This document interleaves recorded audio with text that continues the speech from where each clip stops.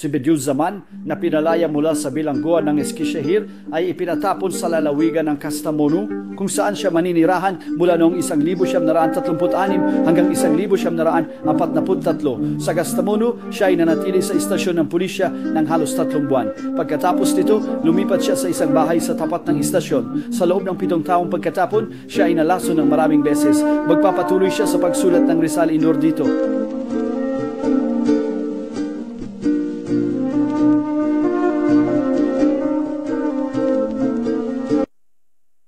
Pinauwi nilang lahat, pero hindi nila pinapauwi si Ustad pagkatapos niyon. At ipinadala nila ang kagalang-galang na maestro sa, Kastamonu. Momo Villanes ang sundal. Because sabihin, Villanes ang ipinatapon. Doon sa simula, siya ay nanatili pa sa himpilan ng pulisya sa Kastamonu ng ilang buwan.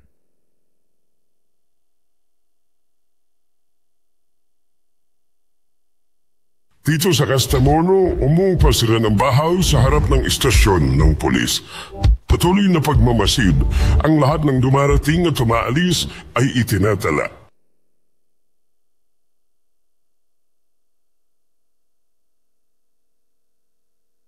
Sa Balas Exile, bukod dito, ang Kastamonu at pati na rin ang nakapaligid na lugar, partikular na mga bahagi ng kanlurang Black Sea at gitnang Anatolia, ay kasama rin sa network na ito.